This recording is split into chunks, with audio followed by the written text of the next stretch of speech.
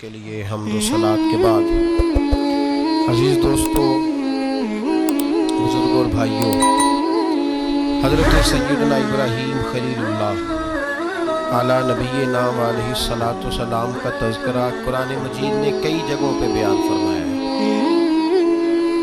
نبی پاک صلی اللہ تعالیٰ علیہ وسلم نے ارشاد فرمایا ہے کہ میں ملت ابراہیم پہ ہوں۔ حضرت ابراہیم علیہ السلام کے سیرت کو، سوانح کو، ان کی زندگی کے واقعات کو قرآن مجید نے متعدد مقامات پہ بیان کیا۔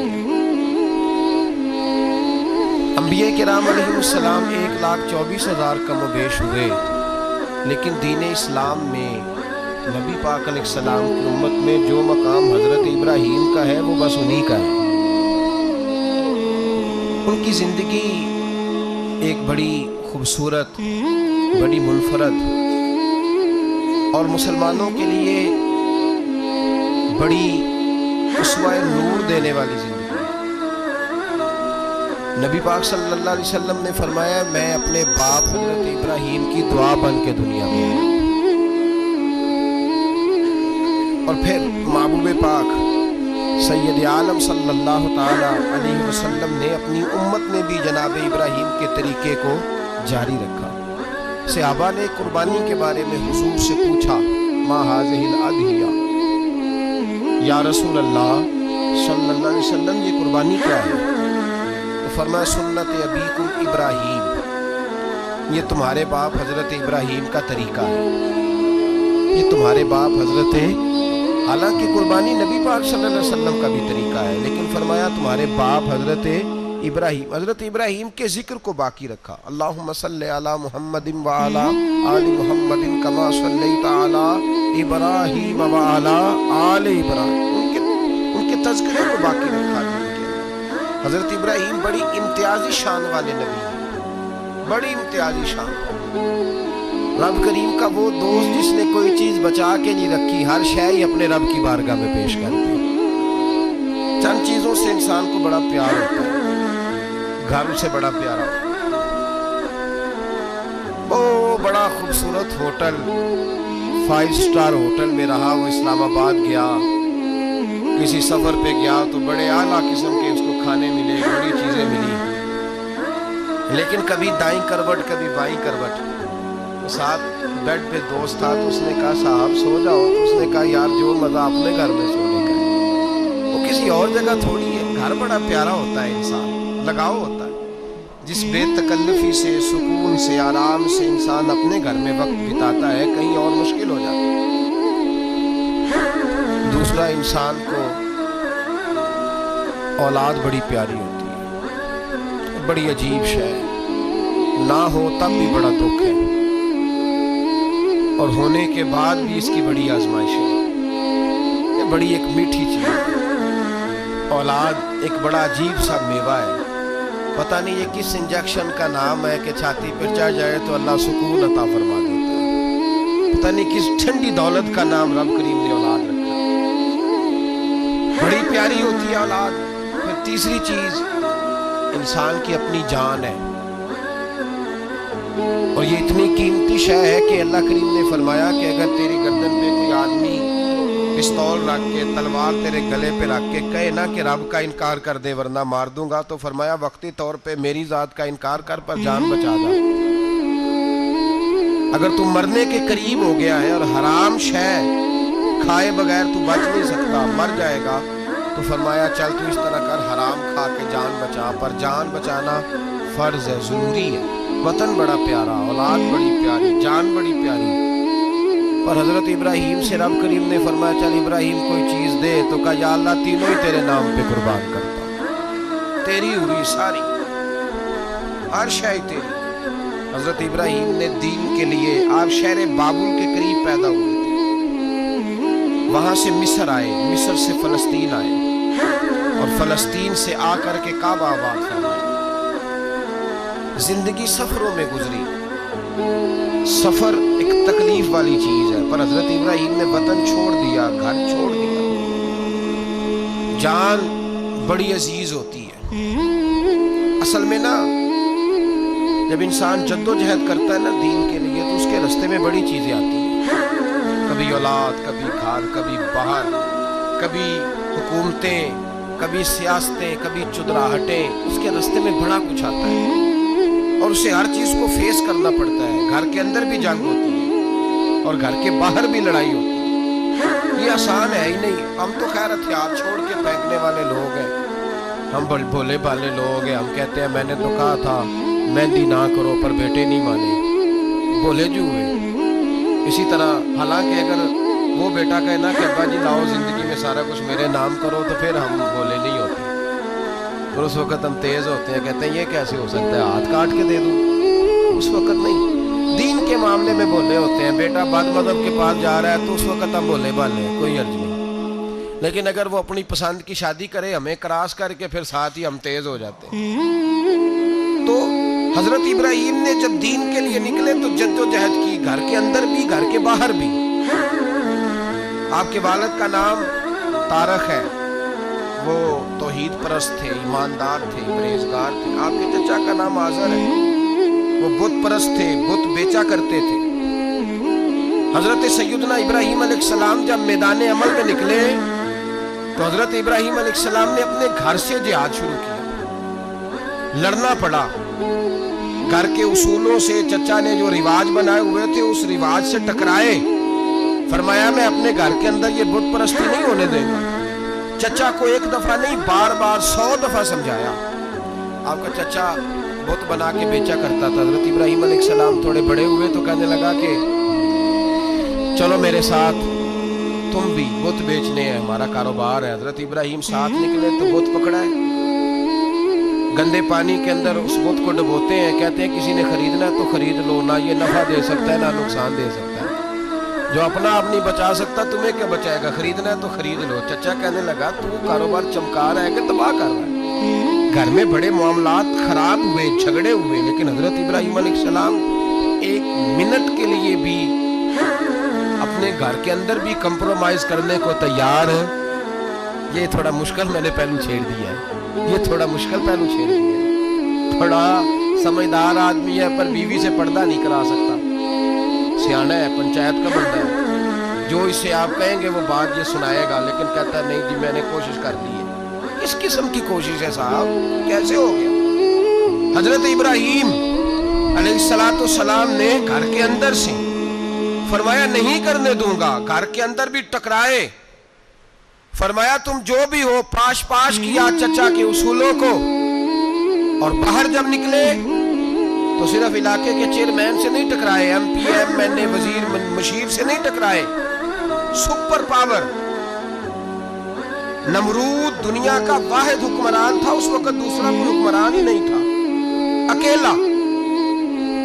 اکیلے حکمران سے جا کر ٹکرائے، کوئی ساتھ فوج نہیں تھی، کوئی ساتھ ان کے طاقت بظاہر دنیا داری کی کوئی نہیں تھی، پر حضرت ابراہیم جا کے ٹکرائے، اور میرے رسول پاک صلی اللہ علیہ وسلم نے سند بیان کی، فرمایا افضل الجہاد کلمۃ الحق عند سلطان الجابر، فرمایا سب سے افضل جہاد یہ ہے کہ تو ظالم بادشاہ کے سامنے کھڑے ہو کے حق بات بیان کر، یہ سب سے بڑا جہاد ہے، یہ سب سے افضل الجہاد کلمۃ الحق عند سلطان الجابر، سب سے بڑا جہاد۔ حضرت ابراہیم کھڑے ہو گئے، سپر پاور سے ٹکرائے۔ یہاں ہم لوگ حکمتوں کا شکار ہیں، دیکھیں گے، کریں گے، سوچیں گے، اور مولوی صاحب کو ویسے کہتے ہیں آپ پرہیز کریں سیاسی باتوں سے۔ بھئی اللہ کے ہر نبی نے جا کے وقت کے ظالم حکمران کو لتاڑا ہے، للکارا ہے، یہ تو مشن انبیاء ہے۔ حضرت سیدنا ابراہیم علیہ السلام نے جو اس کو جا کے کہا کہ تو جھوٹ بولتا ہے، تو جھوٹا ہے، تو خدائی کا دعویٰ کرتا ہے، تو بہت بڑا ظالم ہے، اور قرآن مجید نے اس ساری بات کو بیان فرمایا۔ حضرت ابراہیم علیہ السلام سے کہنے لگا میں رب ہوں، تو آپ نے فرمایا میرا رب تو وہ ہے جو زندہ کرتا اور مارتا ہے، تو پھر آپ حق بات بیان کریں گے تو اللہ مارے گا کہ بندہ مارے گا؟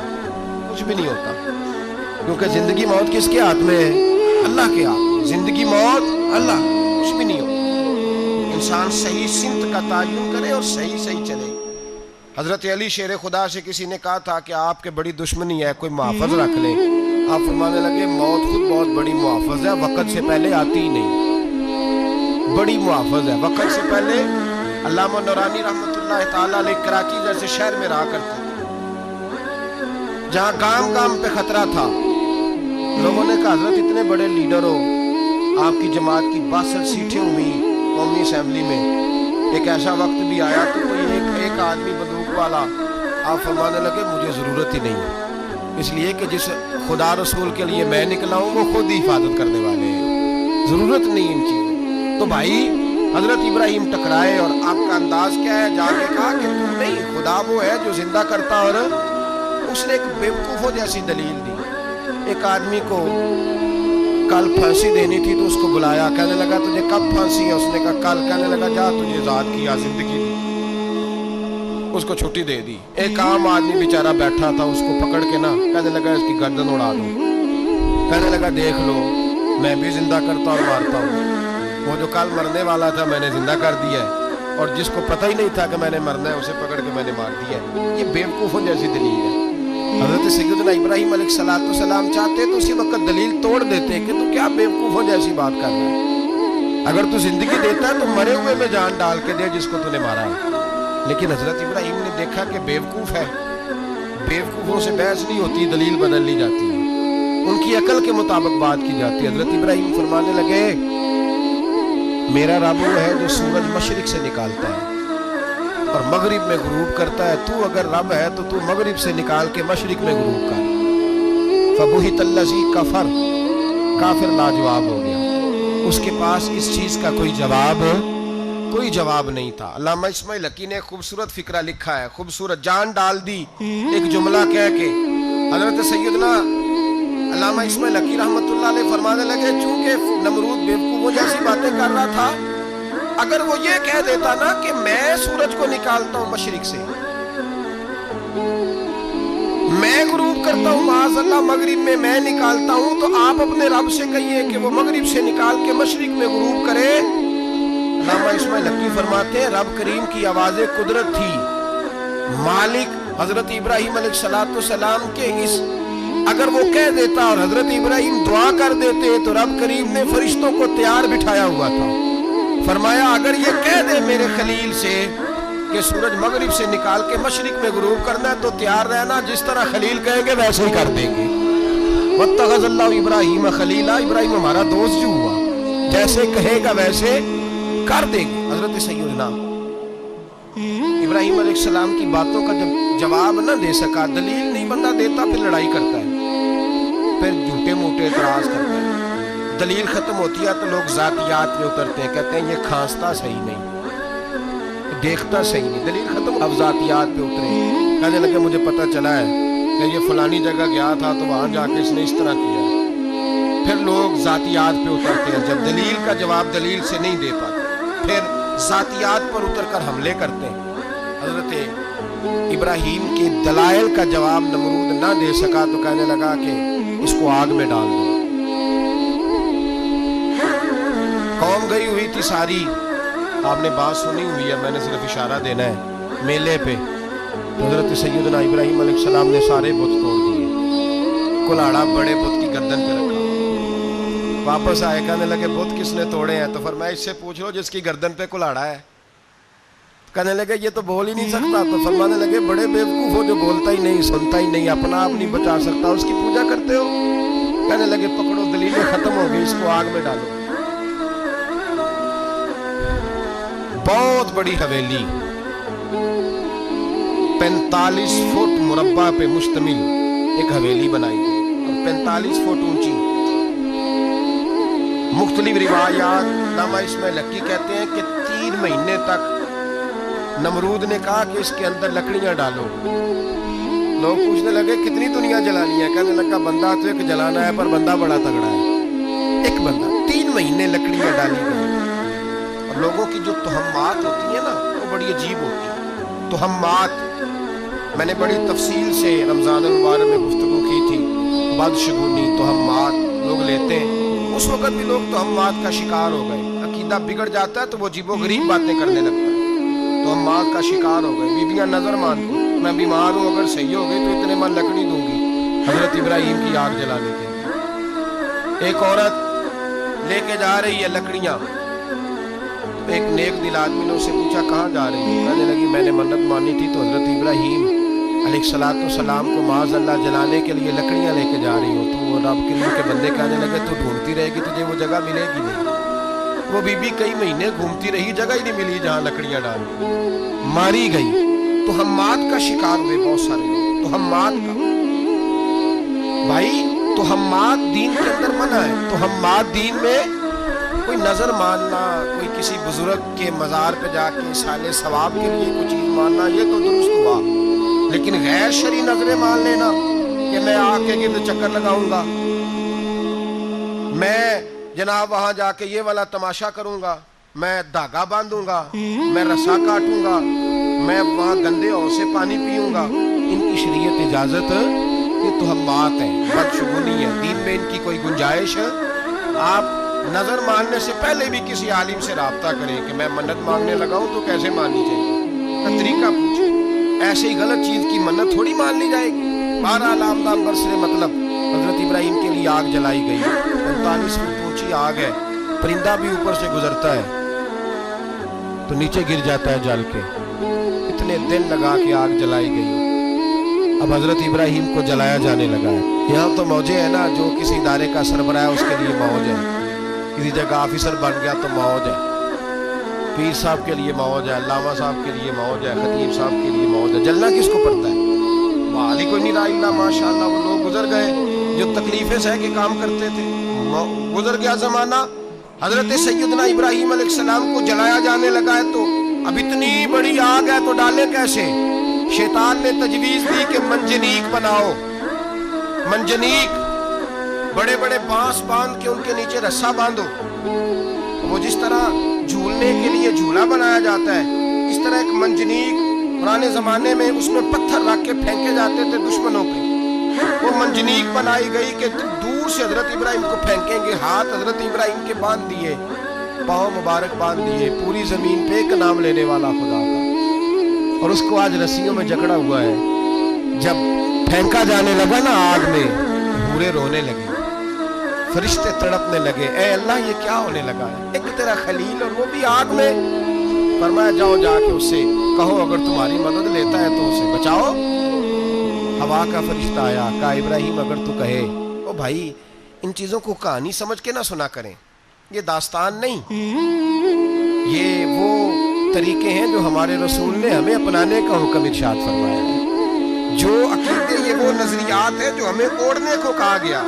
اپنے رب کریم کی رضا پہ راضی رہنے کے یہ وہ خوبصورت مواقع ہیں صوفیاء نے جن کو بنا کر سمجھا کر ہم تک پہنچایا ہے. یہ ہے اہل طریقت کی باتیں. وہ کہتے ہیں یار جس حال میں رکھے راضی رہنا ہے. حضرت ابراہیم علیہ السلام کو پھینکا جا رہا ہے, فرشتہ آیا, اے اللہ کے خلیل اگر حکم دو تو اتنی ہوا چلاؤں کہ نمرودی جل جائے سارے, آگ ان پہ پھینک دی جائے. آپ نے فرمایا تو جا, تجھ سے مجھے کوئی کام نہیں.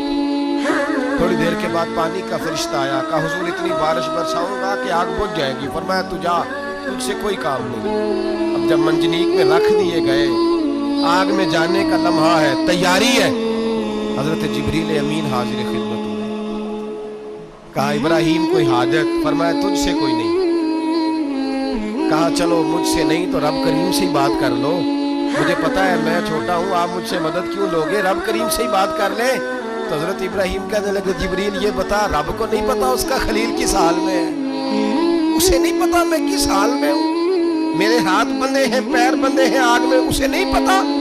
بتایا تو اسے جانتا ہے جس سے خبر نہ ہو. تو اگر اسے پتا ہے, اگر وہ جلانے پہ راضی ہے تو میں بھی جلنے کو تیار ہوں, میں تیار ہوں, میں تیار ہوں. اسے کہو ٹھیک ہے. حضرت سیدنا ابراہیم علیہ السلام کو منجنیق میں ڈال کے جو پھینکا آگ میں, یا نار کونی بردم و سلام علی ابراہیم, اللہ نے فرمایا اے آگ میرے ابراہیم پہ ٹھنڈی بھی ہو جا اور سلامتی والی بھی ہو جا. حضرت ابراہیم کو 2 فرشتوں نے بٹھا دیا زمین پہ. پھول کھلے ہیں, کونپلیں مہک رہی ہیں, کلیاں خوشبو دے رہی ہیں. حضرت ابراہیم نے سر سجدے میں رکھ دیا, سبحان اللہ والحمد للہ ولا الہ الا اللہ واللہ اکبر.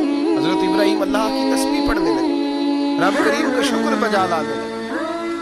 نکلے وہاں سے, کچھ دن گزر گئے, نکلے, حکم ہو گیا ابراہیم علاقہ چھوڑ دو, حضرت ابراہیم علیہ السلام وہاں سے نکل کے مصر آئے، چچا کے پاس ٹھہرے، انہوں نے اپنی بیٹی جناب سارہ کا نکاح کر دیا۔ کچھ آگے بڑھے تو ایک ظالم بادشاہ سے ٹکرائے، اس نے ایک شہزادی، ایک بادشاہ کی بیٹی قید کی ہوئی تھی، جناب ہاجرہ نام تھا، ان کو قید سے چھڑا کے ساتھ لائے، حضرت لوط علیہ السلام بھی ساتھ، یہ 4 لوگوں کا قافلہ چلا، فلسطین میں جا کے پڑاؤ ڈالا، گھر بار چھوڑا، تبلیغ شروع ہوئی۔ حضرت ابراہیم کے گھر میں 2 خواتین ہیں، ایک آپ کی بیوی ہے، ایک حضرت ہاجرہ ہے، اولاد کوئی نہیں، بڑا میوہ میٹھا، گھر وہی آباد ہوتا ہے جس میں بچے روتے ہیں، گھر ہوتا ہی وہ ہے جس میں بچوں کی چنچناہٹ ہوتی ہے، بھن بناہٹ ہوتی ہے۔ حضرت ابراہیم نے ایک بچہ روتے ہوئے دیکھا تو آنکھوں میں آنسو آئے، کہنے لگے ربی حب لی من الصالحین، یا اللہ مجھے بھی نیک اولاد عطا کر دے۔ حضرت سارہ نے سن لیا، کہنے لگی ابراہیم شاید میرے بطن سے تو آپ کو نصیب نہیں، ہاجرہ سے نکاح کر لو۔ نام ہاجرہ سے نکاح ہوا۔ اللہ تو بڑا بے نیاز ہے، رب کریم نے حضرت اسماعیل جیسا خوبصورت بیٹا عطا فرمایا۔ بیٹا کالا سیاہ بھی ہو تو سینے کی ٹھنڈک ہوتا ہے، پر یہ تو وہ بیٹا ہے جس کی پیشانی میں نور محمدی چمکتا ہے صلی اللہ علیہ وسلم۔ حضرت سیدنا اسماعیل اتنے خوبصورت، اب جس بیوی کے یہاں بیٹا تھا، بیٹھنا اٹھنا بھی زیادہ اس کے پاس، آنا جانا بھی اس کے پاس، توجہ ادھر ہو گئی، جناب سارہ رشک کرنے لگی۔ ایک دن کہنے لگی اسے چھوڑا جنگل میں، وادی غیر ذی زرع، مکے کے پاس۔ بھائی ایک بیٹا عالم دین بنا لو، کہنے لگا روٹی کہاں سے کھائے گا؟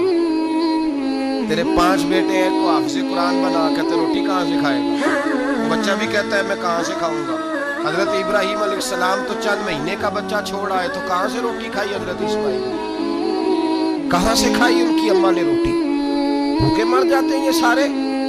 میں بڑی ذمہ داری سے کہا کرتا ہوں کہ جتنی خوبصورت روٹی اللہ کریم دین کے خادموں کو عطا کرتا ہے شاید کسی اور کے نصیب ہوتی ہے، لیکن ہم لوگ توجہ ہی نہیں کر رہے، ہمارا ذوق ہی نہیں بن رہا، ہم یہ محنت ہی نہیں کر رہے کہ قوم کو مستند علماء کی ضرورت ہے، علاقوں کے علاقے خالی ہیں، ادھر ہمارا مزاج ہی نہیں بن رہا، توجہ ہی نہیں دین کی خاطر۔ اور پھر چلے بچے تو بعد کی بات ہے نا، جو ابھی خود جوان ہے وہ بھی تو یہ دعا، ایک صاحب مجھے کہنے لگے میں دعا مانگ رہا ہوں اللہ مجھے بیٹا دے تو میں اسے دین پہ لگاؤں گا، تو میں نے کہا آپ بھی بوڑھے نہیں ہوئے، آپ خود ہی لگ جائیں، بیٹا تو ابھی آئے گا تو لگے گا نا، تو آپ تو اس وقت ہیں تو آپ تو پہلے لگے نا صاحب، 2 گھنٹے تو نکال کے آئے، دین سیکھنے کو کافی ہے۔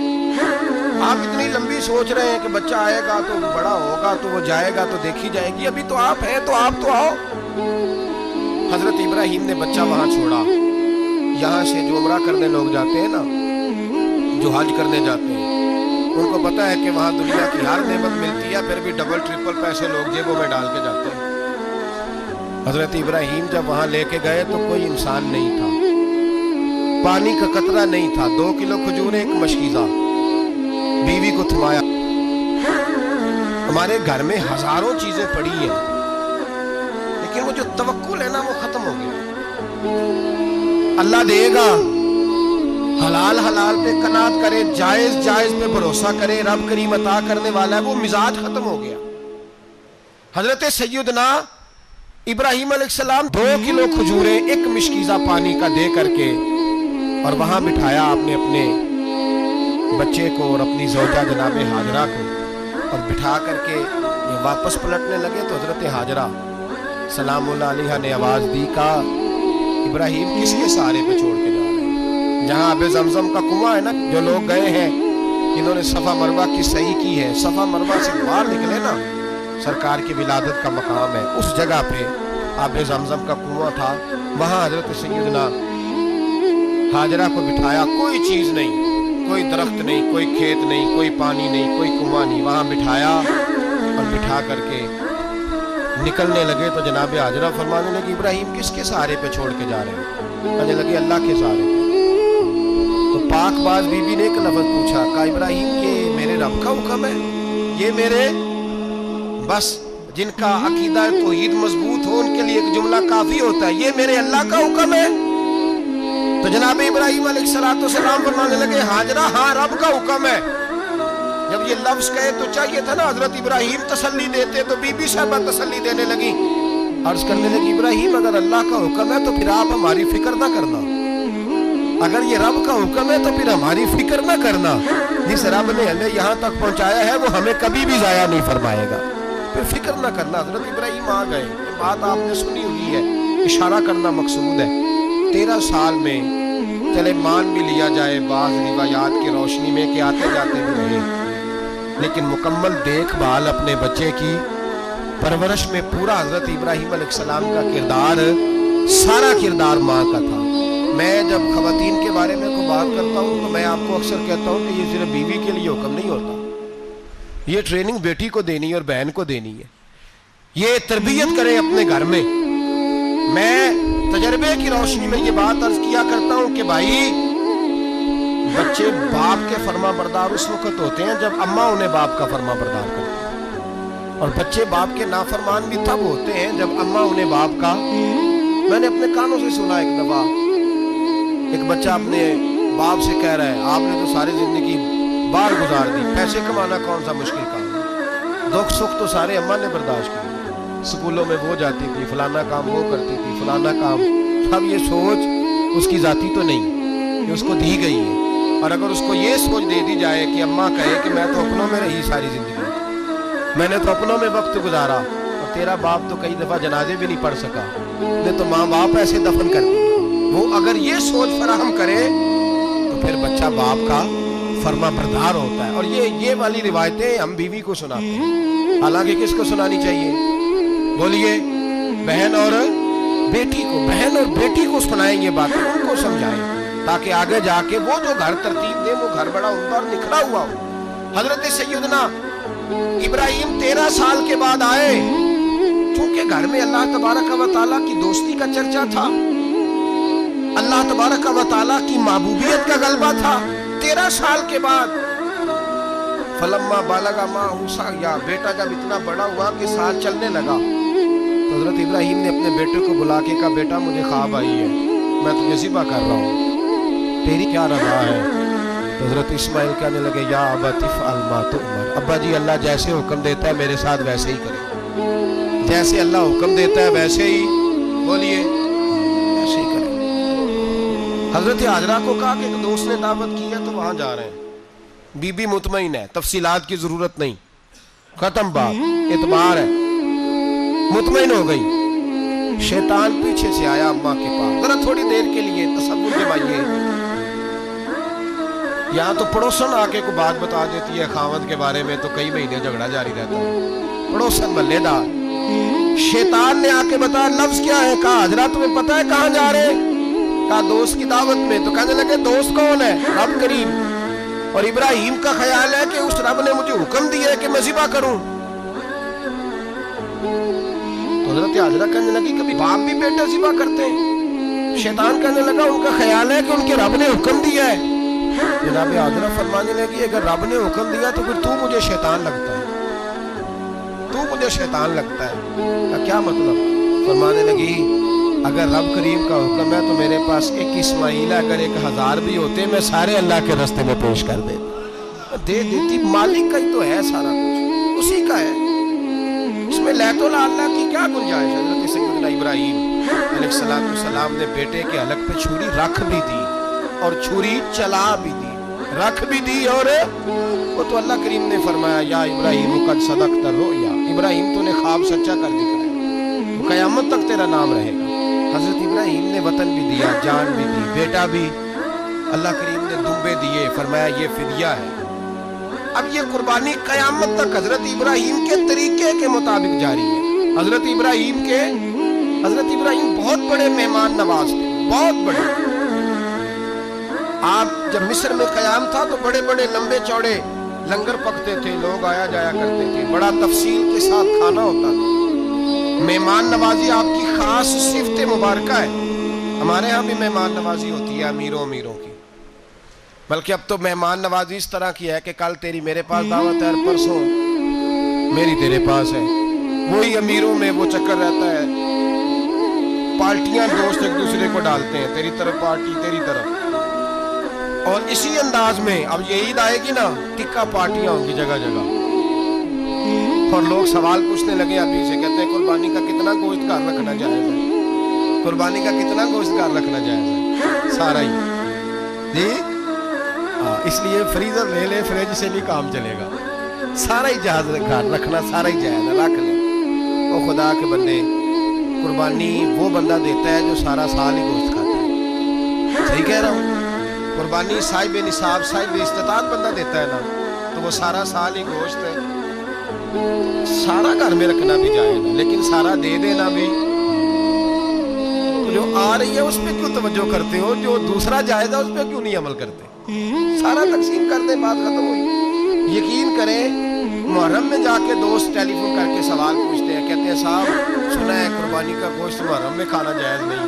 میں کہ نہیں، ربیع الاول چ بھی جائز جی، رجب رمضان تک کھاؤ، کوئی بندہ نہیں منع کرتا، اس لیے کہ کسی کو دینا تو پسند ہی نہیں، یا پھر اس میں سے جو خاص خاص چیزیں ہیں وہ اپنی فریج میں اور باقی جو ہے وہ دوسروں کے لیے۔ یہ کیا طریقہ ہے ہمارا؟ اور اسی پہ عمل ہے۔ اللہ تبارک و تعالی ہمیں سمجھنے کی توفیق عطا فرمائے۔ حضرت ابراہیم بہت بڑے مہمان نواز تھے، صرف قربانی نہیں دیتے تھے، سارا سال بہت سارا لنگر، بہت سارا کھانا پینا، بہت ساری چیزیں جاری رہتی تھی۔ اور جتنے غریب لوگ تھے فلسطین کے، ان کو پتا تھا کہ حضرت ابراہیم علیہ السلام کا لنگر جاری ہے فلسطین میں جب آپ کا قیام تھا۔ ایک دفعہ ڈھیروں مہمان آ گئے اور کھانے کو کوئی چیز نہیں۔ حضرت سارہ اور جناب ہاجرہ دونوں اس وقت موجود تھیں۔ وہ کہنے لگی ابراہیم بہت سارے مہمان آ گئے تو کیا کریں؟ جناب سارہ کہنے لگی کس طرح کر کے ان کی مہمان نوازی کریں؟ اور حالات یہ ہے کہ قحط پڑا ہوا ہے فلسطین میں، مصر میں، دور دراز علاقوں میں۔ حضرت ابراہیم کہنے لگے یہ اللہ کے مہمان ہیں اور ہمیں رب کریم کا بندہ سمجھ کے آ گئے، اللہ ہی بندوبست کرے گا۔ فرمانے لگے میرا مصر میں ایک دوست ہے، وہ قحط کے دنوں میں غلہ جمع کر لیتا ہے، میں اس کی طرف پیغام بھیجتا ہوں، مجھے امید ہے وہاں سے غلہ ملے گا۔ 2 3 5 اونٹ والے غلام بلائے اور ان کو کہا کہ جاؤ غلہ لے آؤ مصر کے دوست سے۔ وہ لوگ کہتے ہیں ہم غلہ لینے گئے، وہاں جب پہنچے تو حضرت ابراہیم خلیل اللہ علیہ السلام کا پیغام دیا تو آپ کا وہ دوست کہنے لگا غلہ تو بے شمار تھا، مجھے خبر نہیں تھی کہ حضرت ابراہیم کا پیغام آئے گا، تو میں تو سارا تقسیم کر چکا ہوں، لوگ لے گئے، اب تو کوئی شے نہیں۔ اب وہ خالی آ گئے 5 کے 5 اونٹ۔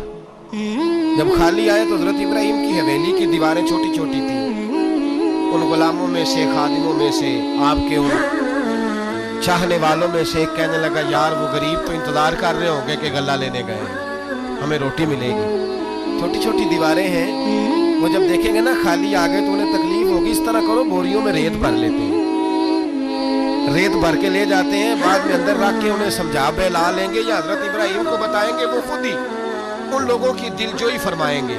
اب غلہ کی جگہ ریت بھر کے اونٹوں پہ رکھ کے لائی گئی، لا کے بوریاں جب رکھ دی گئی، حضرت ابراہیم علیہ السلام دوپہر کے وقت آرام فرما رہے تھے، بی بی سارہ اٹھی، کہتی ہیں جب میں نے دیکھا نا کہ بوریاں پہنچ گئی ہیں تو گئی، غلام کو ساتھ لیا اور اس کو جب کھولا نا تو کہتی اتنی حسین گندم میں نے پہلے کبھی دیکھی نہیں تھی، اتنا پیارا دانہ میں نے کبھی ملاحظہ ہی نہیں کیا تھا۔ فرماتی ہیں جب اس کو پیس کر چکی میں روٹیاں پکائیں تو خوشبو دور دور تک پھیل گئی، اعلیٰ غذا بنی، بڑے بڑے کھانے بیویوں نے مل کے پکائے، چن دیے گئے۔ حضرت ابراہیم اٹھے تو لوگ کھانا کھا رہے ہیں، سجدہ شکر ادا کیا، اور جب سجدے میں گئے تو وہی آنے لگے، پھر رونے لگے۔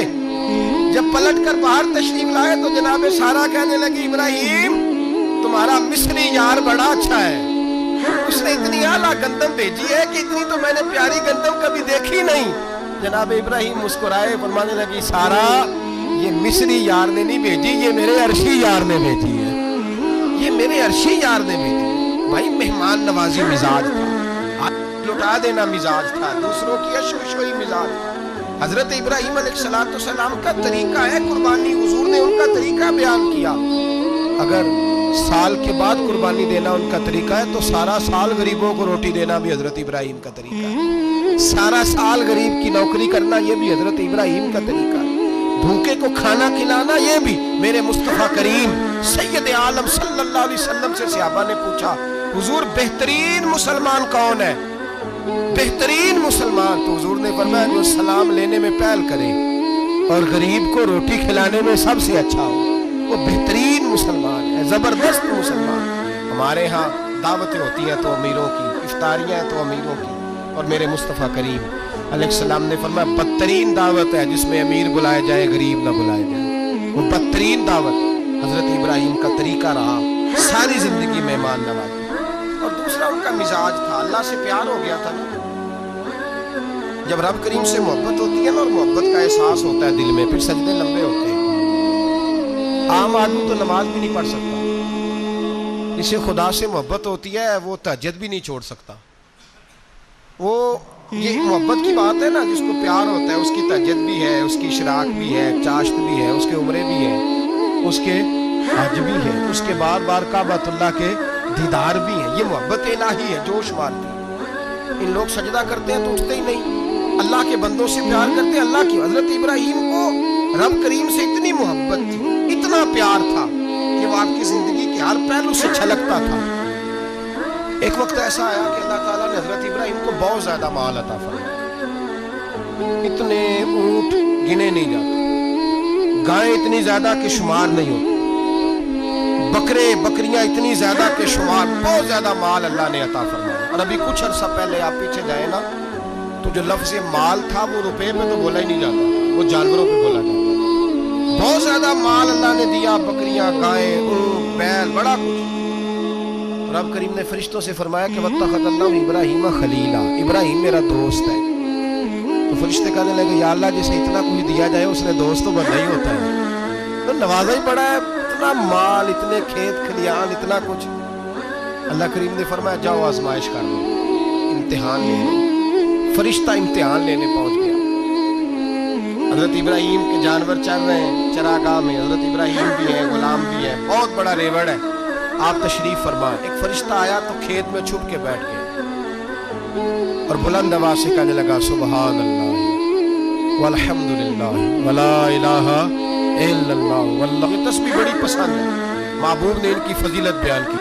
اب وہ حضرت سیدنا ابراہیم علیہ السلام کھڑے تھے تو وہ کھیت میں بیٹھ کے تسبیح پڑھنے لگا سبحان اللہ والحمدللہ ولا الہ الا اللہ۔ حضرت ابراہیم کہنے لگے یہ میرے رب کا نام کون لے رہا ہے؟ بڑی اس کی میٹھی آواز ہے، بڑی، کون ہے؟ ڈھونڈنے لگے، گھومتے گھومتے اس کے پاس چلے گئے، فرشتہ انسانی شکل میں۔ تو میرے رب کا ذکر کر رہا تھا؟ اس نے کہا میں ہی کر رہا تھا۔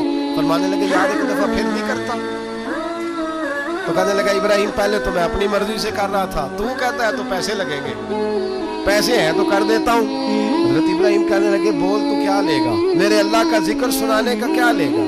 کہنے لگا جتنی بکریاں آپ چلا رہے ہیں ساری دے دے تو میں اللہ کا ذکر سنا دیتا ہوں۔ آپ نے فرمایا بس جا تیری ساری ہوئی، میرے رب کا ذکر سنا۔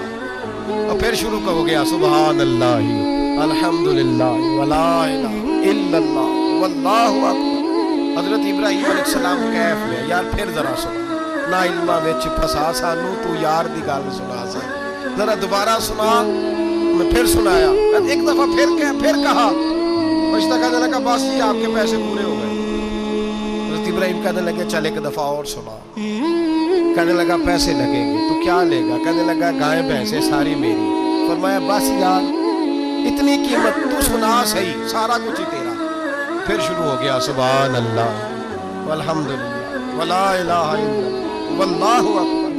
گائیں دے دی، بھینسیں دے دی، وہ ذکر سناتا ہے۔ حضرت ابراہیم کبھی مچلتے ہیں، کبھی روتے ہیں، کبھی آہیں بھرتے ہیں، تو میرے رب کا نام لے رہا ہے، ذرا پھر سے لے۔ کیف جاری ہے۔ کہنے لگا بس بھائی۔ حضرت ابراہیم فرمانے لگے تو اور لے لے جو لینا ہے، مجھے ذکر سنا۔ اس نے کہا ابراہیم بکریاں میں لے چکا، گائے بھینسیں میں لے چکا، اونٹ رہ گئے، سارے لے لوں گا پھر ذکر سناؤں گا۔ فرمایا جا تیرا ہوا تو ذکر سناتا رہ، میں دیتا ہوں۔ دے دیا، کچھ دیر ذکر کیا تو اب خاموش ہو گیا۔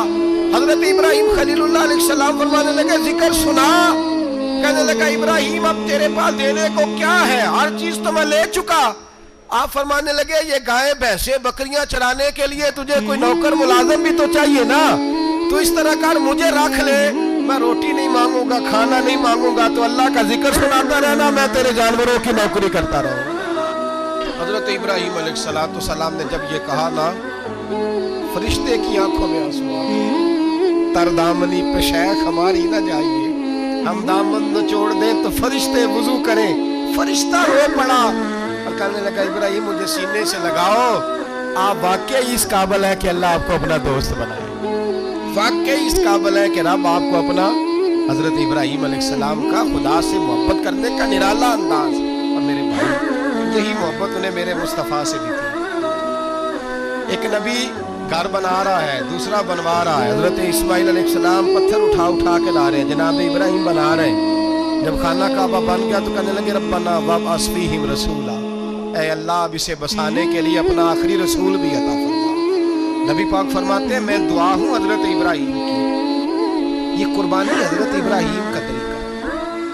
حضور نے اگرچہ نبی پاک کی اپنی سنت تھی, یہ بھی کہہ سکتے تھے سنتی و سنت ابیکم ابراہیم, میری سنت ہے اور تمہارے باپ ابراہیم کی سنت ہے. یہ نہیں فرمایا. جب صحابہ نے کہا قربانی کیا ہے, فرمایا سنت ابیکم ابراہیم, یہ تمہارے باپ ابراہیم کی سنت ہے.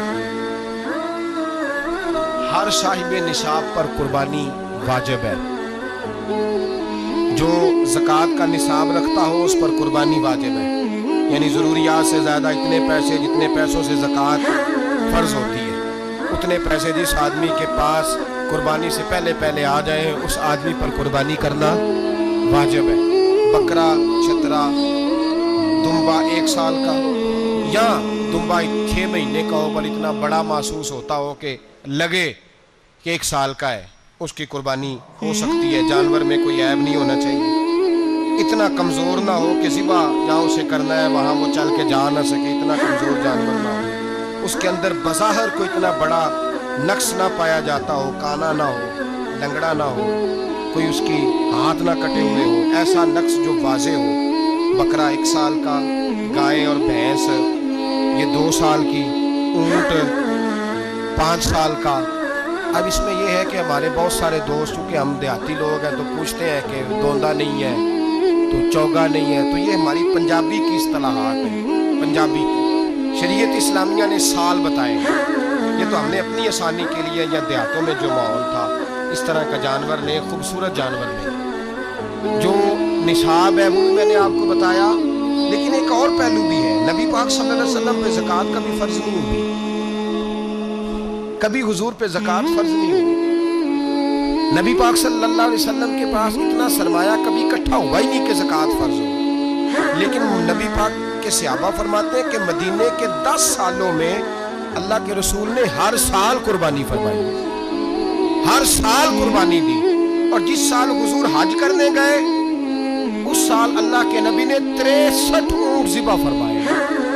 اور حضور صلی اللہ علیہ وسلم جب اونٹ ذبح کرنے لگتے نا تو صحابہ کہتے ہیں اونٹ خود دوڑ کے حضور کے سامنے آ کے لیٹ جاتا اور نبی پاک اسے ذبح کرتے اور فرماتے ہیں ایک دوسرے کو دھکے دیتے ہیں اونٹ کے, پہلے میں نے جانا ہے ذبح ہونے کے لیے, پہلے میں نے, انہیں پتا تھا کہ جو مصطفیٰ کے ہاتھوں ذبح ہوگا وہ تو دائمی زندگی پا جائے گا, یہاں بھی وہاں بھی زندہ. 63 اونٹ ذبح کیے. ایک اونٹ میں کتنی قربانیاں ہوتی ہیں؟ 7. اب 63 کو 7 سے ضرب دو گے تو کتنی بنے گی؟ اور پھر نبی پاک صلی اللہ علیہ وسلم نے 10 سال مدینہ منورہ میں قربانی دی ہر سال. اب وہ 63 اونٹ, ایک اونٹ میں 7 قربانیاں, ہر سال یہاں قربانی. اور مولا علی شیر خدا فرماتے ہیں نبی پاک 2 قربانیاں دیتے. میں نے کہا حضور 2 جانور ذبح کر رہے ہیں آپ, تو حضور نے فرمایا ایک میری طرف سے ایک میری امت کی طرف سے, غریبوں کی طرف سے. اور حضرت علی کو حضور نے وصیت فرمائی تو 2 دیا کرے گا. یا رسول اللہ صلی اللہ علیہ وسلم میں غلام ہوں, خادم ہوں. حضور نے فرمایا علی ایک تو نے اپنی دینی ہے, ایک میری طرف سے دینی ہے. 2 قربانیاں. مولا علی نے بھی ساری زندگی 2 قربانیاں دی. حضرت علی بھی مال کے نصاب نہیں تھے, اپنا مکان ہی نہیں تھا, کوئی کاروبار نہیں تھا, کئی کئی دن فاقے رہتے تھے, تو قربانیاں کتنی دیتے تھے؟ 2. ہمارے پاس ویسے اگر سسرال میں, میکے میں, کزنوں میں کوئی شادی ہو جائے تو 50-60 ہزار کا خرچہ برابر ہے, وہ پکا ہے. اور قربانی کی باری غریب ہو گئے, سارے غریب ہو گئے. کہتے نہیں یہاں مشکل ہے. خدا کے بندے اللہ کے ساتھ تجارت کر, اس کے رستے میں 1 دے گا, رب تجھے 70 گنا اضافہ کے ساتھ عطا فرمائے گا. قربانی مال کے نصاب پہ ہے. کوشش کیا کریں کہ اللہ کے رستے میں جب دینا ہو پھر لیت اللہ سے بچیں, خوبصورت جانور لائیں. جن کو اللہ نے توفیق دی ہے ان کے لیے نصیحت ہے, جن کو اللہ نے توفیق دی. میں نے اپنے حضرت صاحب کو دیکھا ہے, وہ کہتے تھے کئی جانور اللہ نے بڑا نوازا ہے. کہتے ایک میرا ہے, ایک میرے ماں کا, ایک میرے باپ کا ہے, ایک میرے فلاں استاد صاحب کا, ایک میرے پیر صاحب کا ہے. یہ جانور غوث اعظم جیلانی کا نام کا دے رہا. اور پھر ایک بڑا خوبصورت جانور بندہ ہوتا اور حضرت خود ان کو چارہ ڈال رہے ہوتے, تو حضور یہ क्या है? फरमाने लगे ये मैं रसूलुल्लाह के नाम पे कुर्बान करूँगा, ये नबी पाक के नाम पर कुर्बान किया जाएगा। जिनको अल्लाह ने हैसियत दी है वो कोशिश करें अपने महबूब की तरफ से भी कुर्बानी करें, नबी पाक के नाम की कुर्बानी दे। खूबसूरत सा जानवर प्यारा, फिर उसकी खिदमत हो, फिर उसकी कुर्बानी दी जाए और नबी पाक के नाम पर कुर्बानी दी जाए। हुजूर ने खुद वसीयत फरमाई हजरत अबू बकर सिद्दीक को, कुर्बानी बड़ा हसीन अमल है। और मेरे नबी पाक सल्लल्लाहु अलैहि वसल्लम ने नाराजगी भी फरमाई, जरा खोगरे हमद से थोड़ा सा गिला भी सुन ले। मेरे हबीब ने फरमाया जो ताकत के बावजूद कुर्बानी ना करे वो हमारी ईदगाह में ईद की नमाज पढ़ने ना आए, वो ना आए। और या रसूलल्लाह जो करेगा, फरमाया कुर्बानी के जानवर का खून का कतरा बाद में जमीन पे गिरेगा, अल्लाह उसके सारे गुनाह पहले माफ फरमा देगा, अल्लाह उसके सारे गुनाहों को बख्शेगा। कुर्बानी करें, खूबसूरत अंदाज में करें, अल्लाह की रजा के लिए। बुजुर्गों ने लिखा है 3 हिस्से करो गोश्त के, एक घर में रखो, एक रिश्तेदारों में बांटो, पड़ोसियों में बांटो, और तीसरा फकत गरीबों को दो। लेकिन मैं अक्सर ये सोचता हूँ कि हमारे यहाँ कुर्बानी करता ही वो है जिनके घर में हर जुमेरात को छोटा गोश्त पकता है और जिनके घर में हफ्ते में 3 दफ़ा मुर्गी का गोश्त पकता है, वही तो कुर्बानी देने के काबिल होते हैं। तो वो भी अगर कुर्बानी के बकरे में से भी तीसरा रखना चाहें तो इजाज़त तो है, मैंने कहा सारा रखने की भी इजाज़त है। लेकिन अगर आप मेहरबानी करें, कोशिश करें कि यार हम तो सारा साल ही खाते हैं और हमारे यहाँ जो गोश्त तकसीम होता है ना वो भी बारी लगी हुई है, उधर से प्लेट आई थी गोश्त की तो इधर से भर के चली गई, तो इसने की है, उसको बार बार गोश्त देने का क्या मतलब है? आप ये देखें अजीज़ों में, रिश्तेदारों में, और मैं अगर थोड़ा सा आपकी तवज्जो कराने में कामयाब हो जाऊं तो सफ़ेद पोश लोगों को देखें। कुछ सफ़ेद पोश हैं, सफ़ेद पोश जिनके ऊपर कर्जे हैं, बीमारियों ने जकड़ लिया है, घर में बड़े बड़े सख्त मरीज आ गए हैं, सफ़ेद पोश पहले दिया करते थे। आप उनसे पूछते हैं साहब कुर्बानी, तो बात को टालते हैं, वो कहते हैं सोच रहा हूँ कोई हिस्सा उसा डाल जाए, पर्दा पोशी करते हैं, कहते हैं कहीं हिस्सा रखा हुआ, पर्दा पोश। अक्सर वो लोग कुर्बानी नहीं दे पाते, अक्सर दिया करते थे अब नहीं दे पा रहे, क्यों? इसलिए कि मुश्किलात ऐसी आ गई। उन लोगों का ख्याल करें, उनके घरों तक गोश्त पहुँचा के आए, उन पर तवज्जो करें। वो सफ़ेद पोश आदमी कभी जिक्र नहीं करेगा। कुछ तो ऐसे हैं जो खुद पहुँच जाते हैं कि हमें गोश्त दिया जाए, लेकिन कुछ सफ़ेद पोश है ला यसअलून अल्लाह इल्हाफा, अल्लाह फरमाते कुछ लोग लिपट लिपट के सवाल नहीं करते, सफ़ेद पोशी का भरम रखते का मिजाज नहीं। उनकी तरफ देखें, अपने रिश्तेदारों को देखें, खास कर उन रिश्तेदारों को देखें जिनका आपको पता है कि गरीब है, मजबूर है, उनके घरों में गोश्त भेजें। गरीब बेटियों, गरीब बहनों का ख्याल करें, उस तरफ मुतवज्जे हों, उनके साथ उसमें सलूक करें, उस तरफ आप लोग ख्याल करें। अल्लाह हमें समझने की तौफीक अता फरमाए।